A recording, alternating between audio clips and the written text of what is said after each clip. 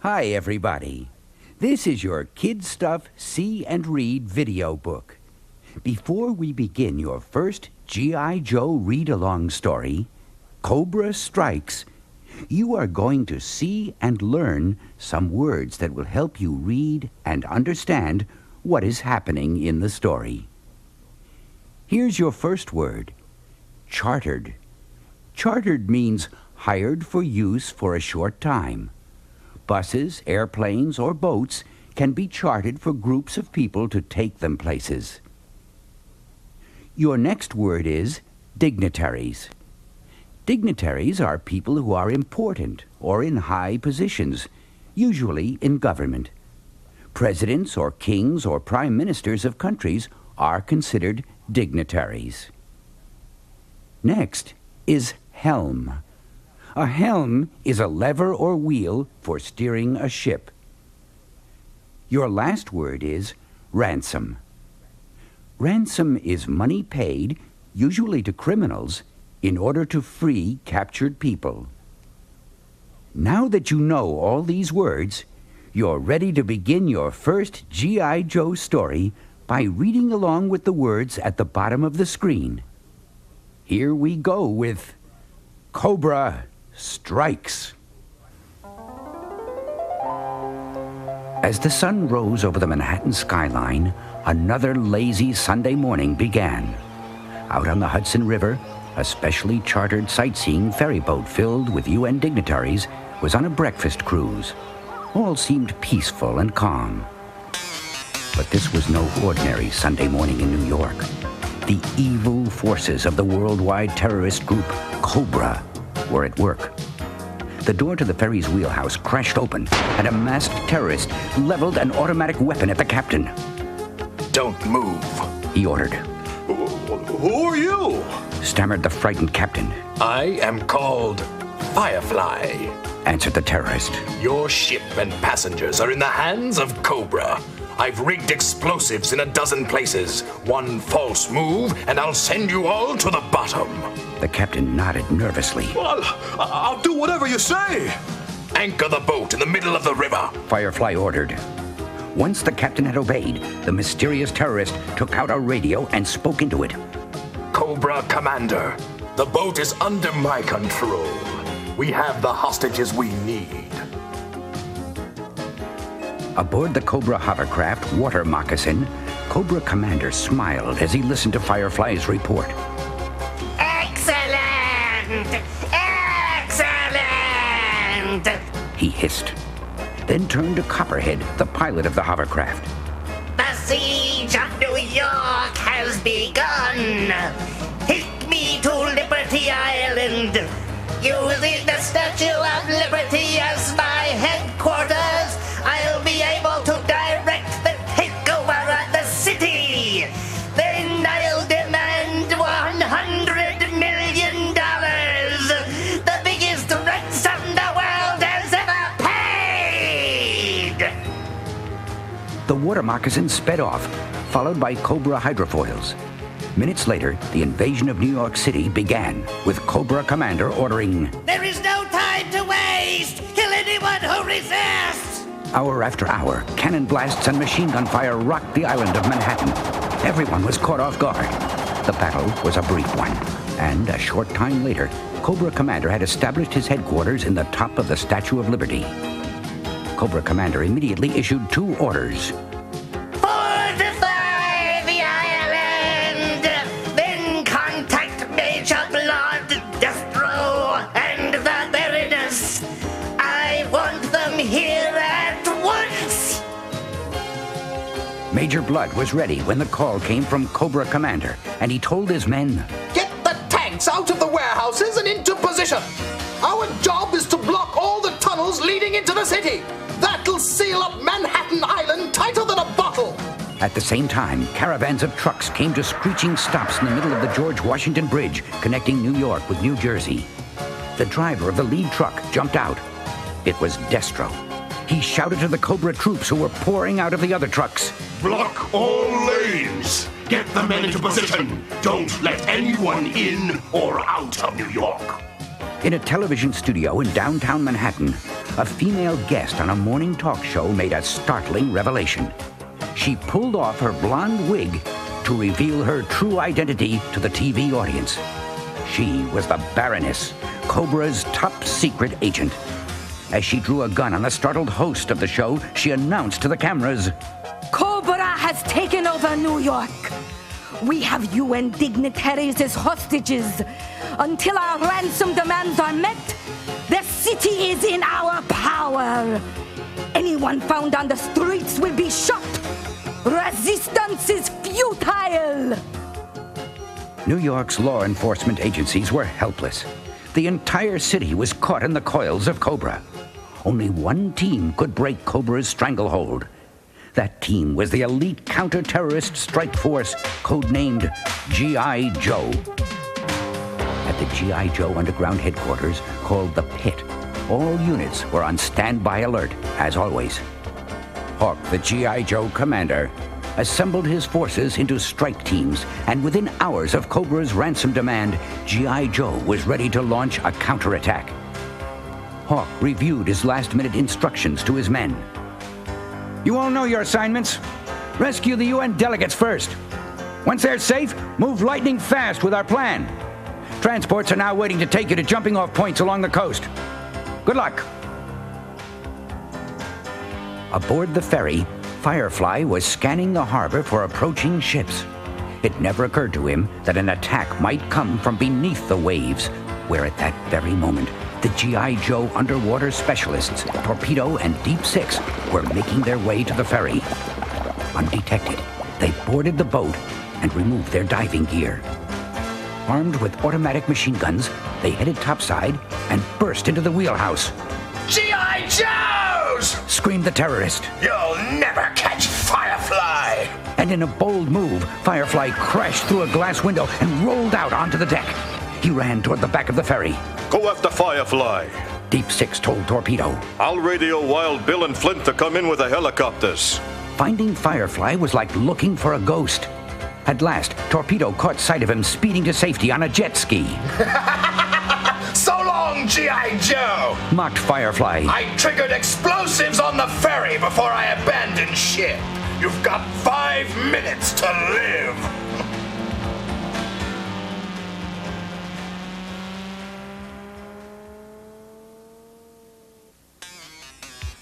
Less than 2 minutes after Deep Six's call, the Joe team choppers were hovering near the ferry. It took them another 2 minutes to rescue Deep Six and the UN delegates. The huge helicopters flew off just moments before a massive explosion blew the ferry into splinters. In the chopper, Deep Six winked his thanks to Wild Bill. Then he picked up the radio and announced, Operation Retriever to all units. All ducks safe. Go get 'em, G.I. Joe. From various points along the coast, teams of G.I. Joes sprang into action. Well, the G.I. Joe hovercraft headed for Liberty Island, with Cutter at the helm and a team of 5 G.I. Joes aboard. Cobra forces opened fire from the statue. Shells exploded and bullets whizzed past Cutter as he steered clear of the enemy barrage and moved closer and closer to shore.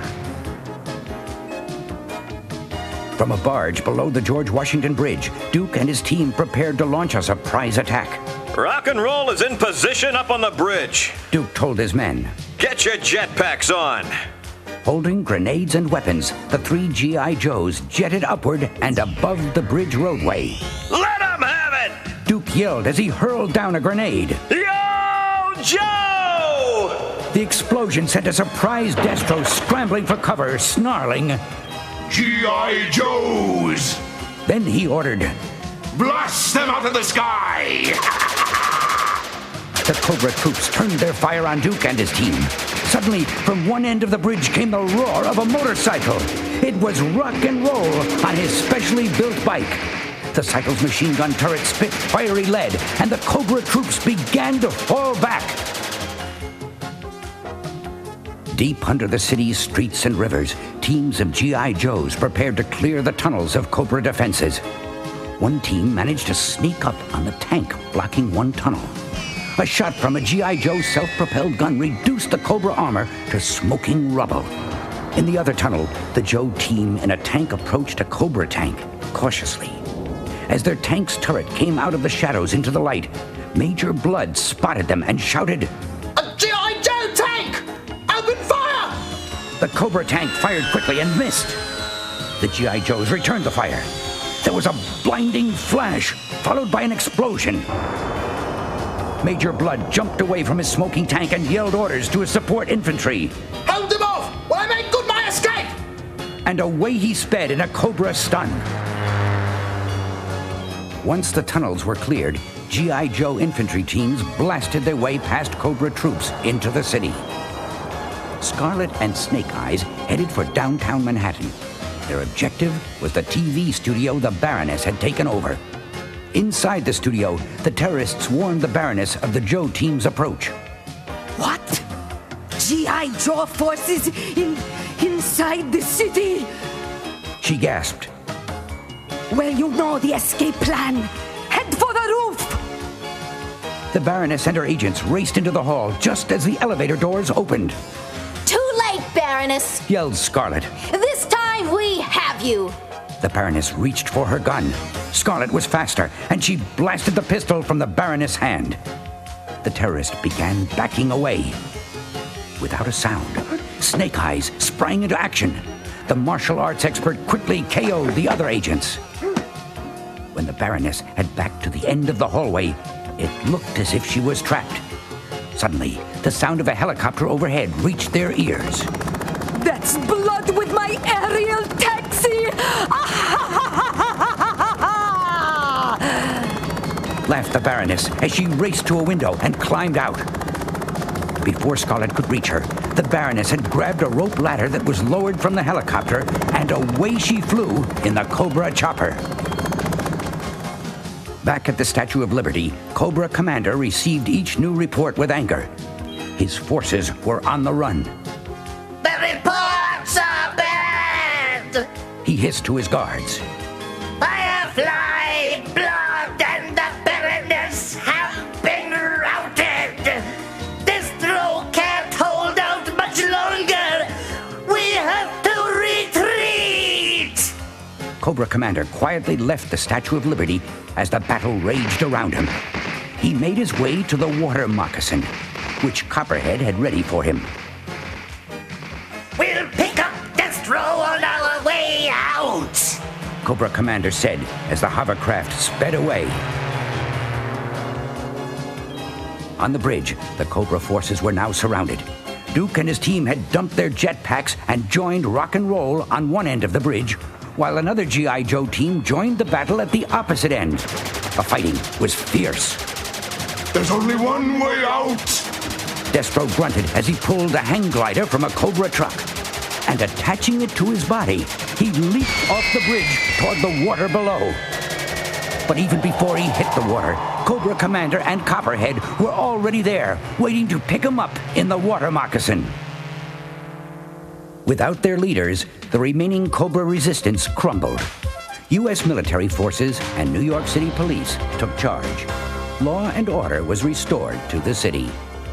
Later, after the mop-up operations, all of the G.I. Joes assembled beneath the liberated Statue of Liberty. Cobra has been defeated again, announced Deep Six. Duke nodded and pointed at Lady Liberty. The torch of freedom still burns over New York, he added proudly. Yes. Added Scarlet. Thanks to G.I. Joe.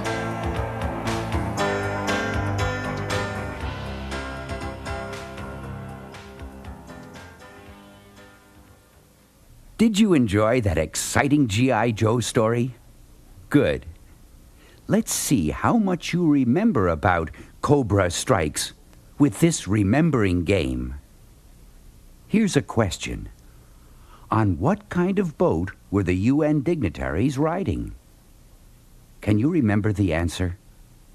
Watch the screen now for 3 possible answers. 1. Was that boat a hydrofoil? Or 2, a sailboat? Or 3, a chartered ferry? Can you remember the correct answer to the question, On what kind of boat were the UN dignitaries riding? The answer is 3. A chartered ferry. Here's the next question in the remembering game. During the attack on New York, where was Cobra Commander's headquarters? Was it 1, on the George Washington Bridge? Was it 2, in the Statue of Liberty? Or was it 3, at a TV studio? During the attack on New York, Cobra Commander set up his headquarters in 2, the Statue of Liberty. Try this question. What disguise did the Baroness use during the TV show?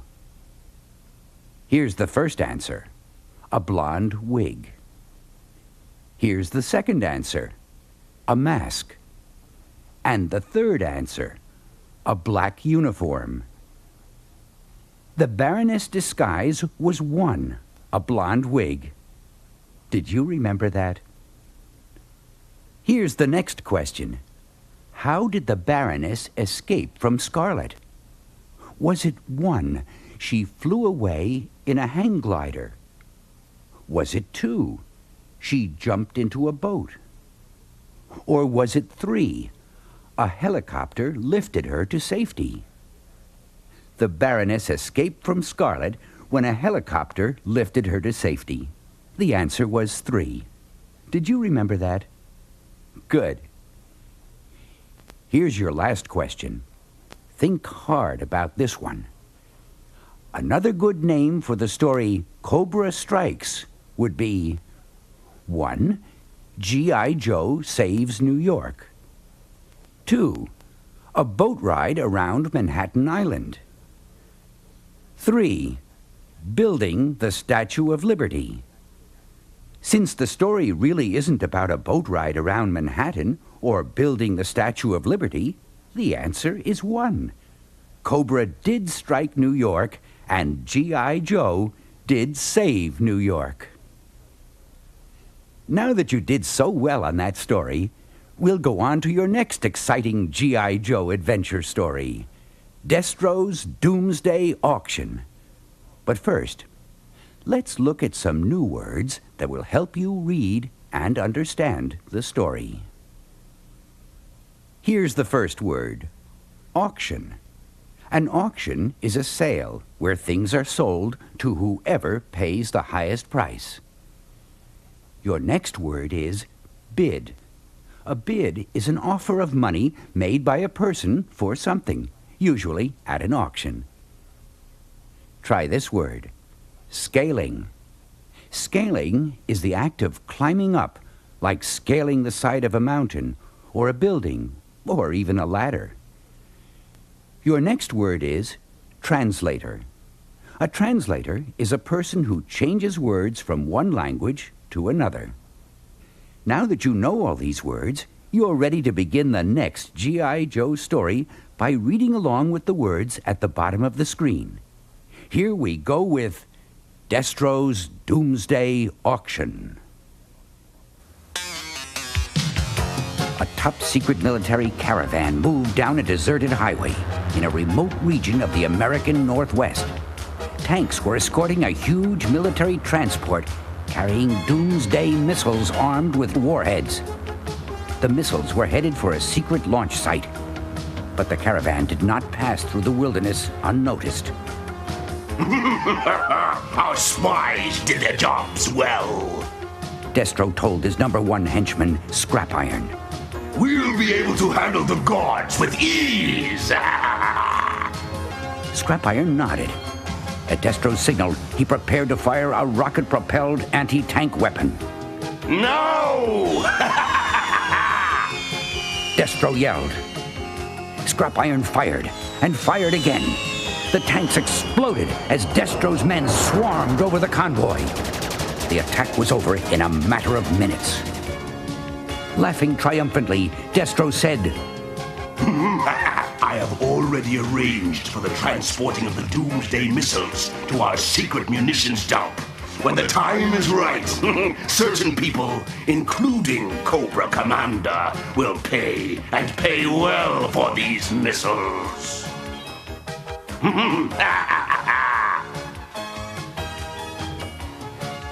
After months of rounding up buyers, Destro was ready to hold his missile sale. His Doomsday auction, he called it. Finding people to bid against Cobra Commander for the missiles had taken time. Only 2 bidders dared oppose Cobra, the worldwide terrorist group. One was General Idi Kamal, a mad dictator who had overthrown the government of his oil-rich country. The other bidder was King Raja Khan, the wealthy ruler of a tiny, power-hungry country. The auction was held at Destro's secret munitions dump on a volcanic island in the Pacific Ocean. The inside of the volcano had been set up as Destro's private headquarters. Deep inside the volcano, Destro monitored the approach of helicopters and Cobra rattlers on a scanner screen. The bidders are arriving, he announced to Scrap Iron. I'll handle the auction. You tend to the needs of Major Blood's Cobra troops. Scrap Iron nodded and left for the island's hidden airstrip. Greetings, Destro! Hissed Cobra Commander as he entered the volcano's main cavern. I trust that the troops I brought with me will be equipped with the latest of weapons. Scrap Iron will see to it, Destro assured Cobra Commander. At that moment, the young woman who was at General Kamal's side stepped forward and explained, The General does not speak English. I am Miss Benteen, his translator. The General is impatient.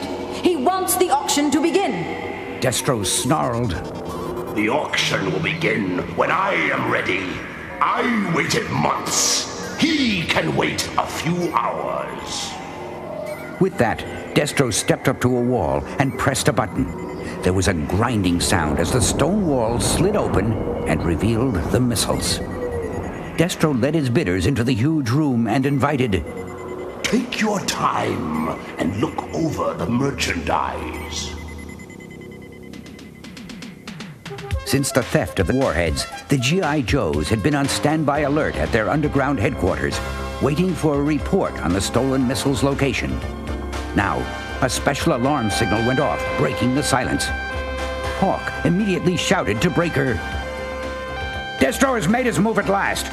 Our agent's homing signal will lead us right to the missiles. Instantly, computers pinpointed and analyzed Destro's island. Attack groups were formed and briefed. In minutes, the G.I. Joes were ready to go, piling into transports which would jet teams and equipment to their jumping-off points. A short time later, Wild Bill and Flint in G.I. Joe helicopters had Destro's island in sight. Cutter and Shipwreck circled the island in the G.I. Joe hovercraft Whale. Their mission was to land a special 4-man unit at the rear of the volcano. High above the island, Ripcord and Airborne began a free fall from their transport. Before the attack force appeared on Destro's scanners, the G.I. Joe parachuters had landed and set up cover fire for the incoming choppers. Gunfire! Major Blood yelled as he and Scrap Iron raced out of a munitions warehouse. They saw helicopters approaching as the alarm systems went haywire. G.I. Joe attack! Blood called to a Televiper communications expert. Alert all Cobra officers! Have our troops join in the island's defense! Wild Bill checked the landing zone from his chopper. Ripcord and Airborne have the zone clear, but Cobra troops are buzzing like mad bees. He shouted to his unit in the copter. When we touch down, come out firing! As soon as the helicopter hit the ground, Grunt, Stalker, Gung-Ho, Roadblock, Bazooka, and Footloose leaped out with guns blazing. Yo, Joe! Hee-haw! Wild Bill shouted as they scrambled for cover. Meanwhile, Flint flew the other chopper past Wild Bill's landing zone. His unit's job was to outflank the enemy. Blood shouted into his radio. We need air support! As the chopper passes overhead! Radio the airfield and get our rattlers airborne! Minutes later, the sky was filled with Cobra rattlers.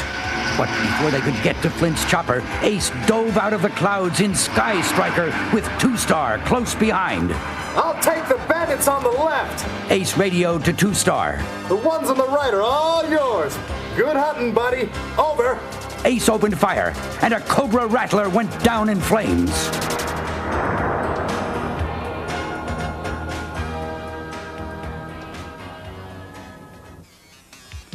When Flint's helicopter touched down, the enemy forces were caught in a squeeze.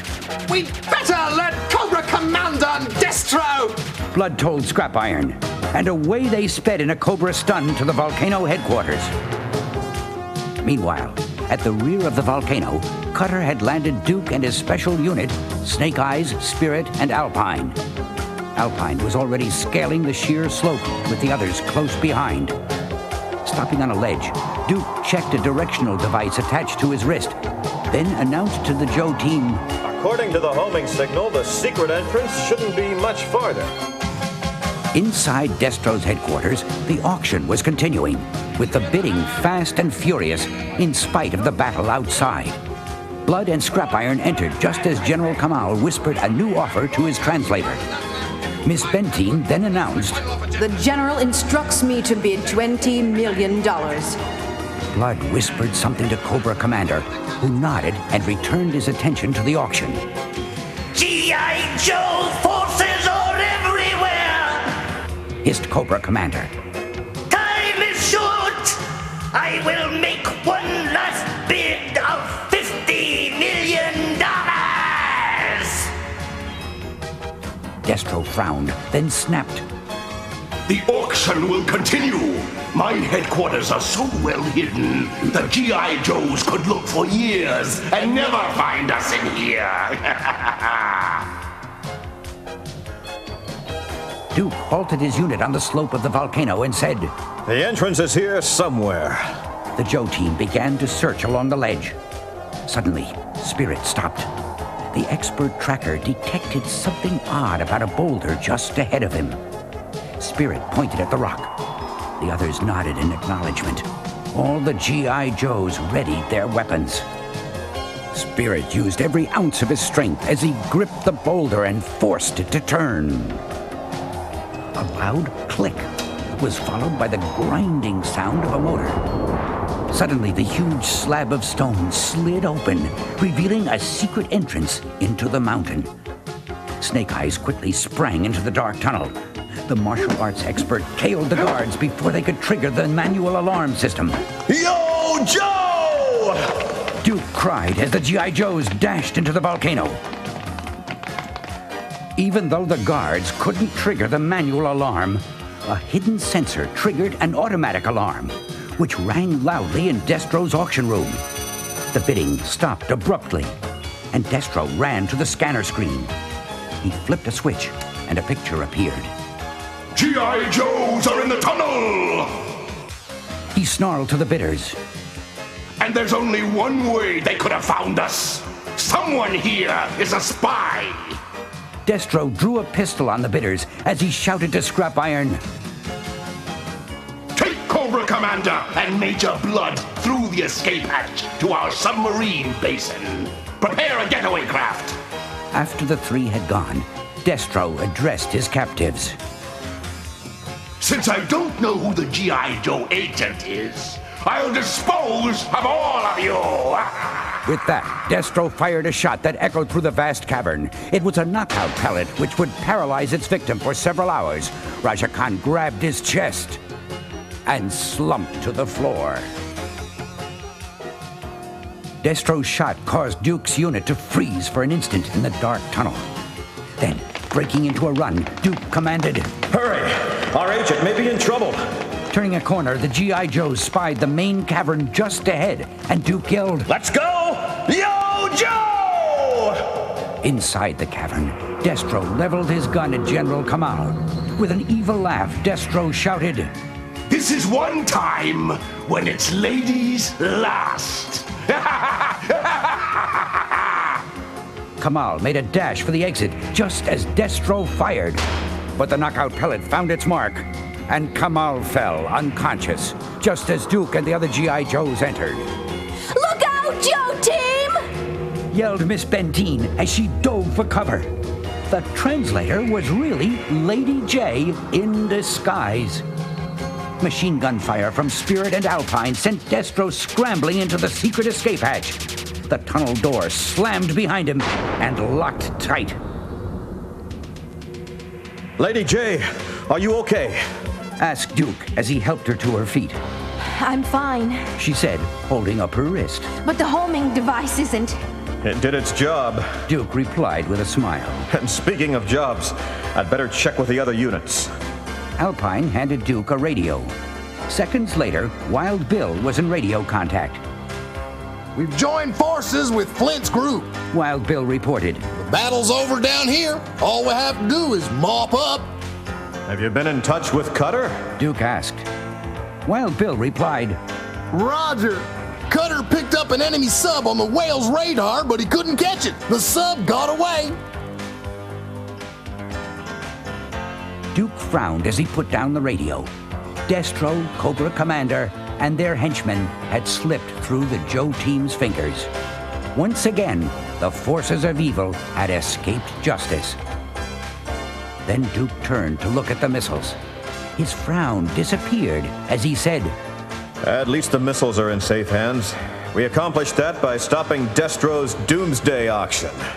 Lady J smiled and said, Oh, I wouldn't call it an auction, Duke.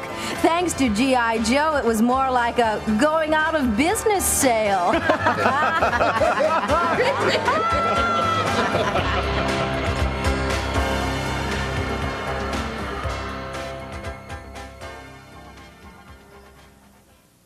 Well, Destro's Doomsday auction was certainly an exciting story, wasn't it? Let's see how much you remember. Are you ready for the questions? Okay, here we go. Who was not a bidder at Destro's auction? Was it 1, Raja Khan? Was it 2, Scrap Iron? Or was it 3, Cobra Commander? If you remembered the story well, you'll know that Raja Khan and Cobra Commander were bidders at the auction, so the answer is 2, Scrap Iron. He was not a bidder at the auction. Here's your next question. Why was Miss Bentine really at the auction? Think carefully about this one. Was she really there, 1, to translate for General Kamal? Was she really there for 2, to spy for the G.I. Joe team? Or 3, was she there to bid on the missiles? The correct answer is 2. Even though Miss Bentine pretended to be at the auction as a translator, she was really Lady J and was there to spy for the G.I. Joe team. Try this question.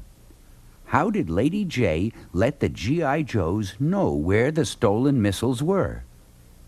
1, by sending a radio message to Duke. 2, by sending a homing signal into the computer. Or 3, by drawing a map of the island. Did you remember that the answer was 2? Lady J let the G.I. Joes know where the stolen missiles were by sending a homing signal into the computer. Try this question. How was Destro's cave entrance hidden? Was it hidden, 1, by a huge slab of stone? Was it 2, by a wooden door? Or was it 3, by a clump of trees? The answer is 1. Destro's cave entrance was hidden by a huge slab of stone. Here's the last question. Think hard about this one. Why was Duke happy to get the missiles back? 1, because they cost a lot of money? 2, because he wanted to sell them himself? Or 3, because he didn't want them used by evil people to bomb the world? If you thought carefully, your answer would be 3. Duke was happy to get the missiles back because he didn't want them used by evil people like Destro or Cobra Commander to bomb the world. Well, that's about it for your G.I. Joe adventures today. Be sure to look for more Kid Stuff Kid Vid videos at your favorite store. Bye for now.